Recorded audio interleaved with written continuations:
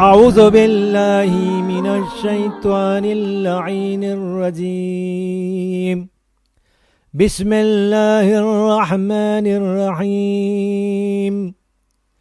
الحمد لله رب العالمين. وصلى الله على محمد وآله الطاهرين.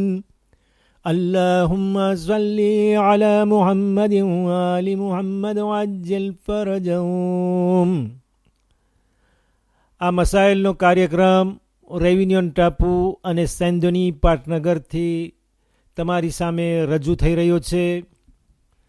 આપ સર્વે લોકો ખોજા TV, radio અને એરવેસના માન્ય શ્રોતાજનો કે આ કાર્યક્રમની અંદર પધાર્યા છો, તમને મુલ્લા નિસાર હુસૈન રાજપાર કહે છે અસ્સલામુ અલૈકુમ વરહમતુલ્લાહી વબરકાતુહુ.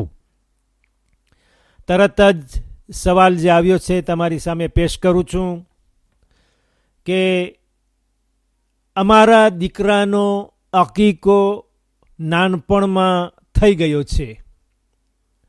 હવે તે વધુ પ્રમાણમાં બીમાર રહેતો હતો, એટલે જે તેનું નામ હતું તે નામ અમે બદલી નાખ્યા. હમણાં એને બીજું નામ આપ્યું છે. હવે એ નામથી જ અમે બોલાવીએ છીએ. આગલા નામમાં પહેલો અકીકો થયો હતો, એટલે નાનપણમાં અકીકો કર્યો, જે એનું નામ હતું એ જ પ્રમાણેનો અકીકો કરવામાં આવ્યો.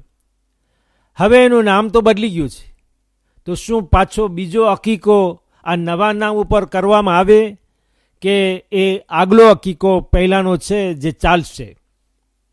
જવાબ: અકીકો એ માણસથી, ઇન્સાનથી સંબંધ રાખે છે, નામથી નહીં. અકીકો એક જ વખત હોય છે, 2 કે 3 વખત નહીં. નામ બદલવાથી પાછો બીજો અકીકાની જરૂરત રહેતી નથી. જે પહેલો અકીકો કરવામાં આવ્યો હતો એ બસ થઈ રહેશે, એ કાફી છે. એમાં બીજા અકીકાની કોઈ જરૂર રહેતી નથી. જેવી રીતે ખતના છે, એક વખત થઈ ગઈ તે થઈ ગઈ, બીજી વખત ન થઈ શકે. જવાબ ભલે ટૂંકમાં છે, પણ મને ખાતરી છે કે તમને સંતોષ મળી ગયો હતો. એ વાત ઉપર વાલેકુમ સલામ વરહમતુલ્લાહી વબરકાતુહુ અને ખુદા હાફિઝ.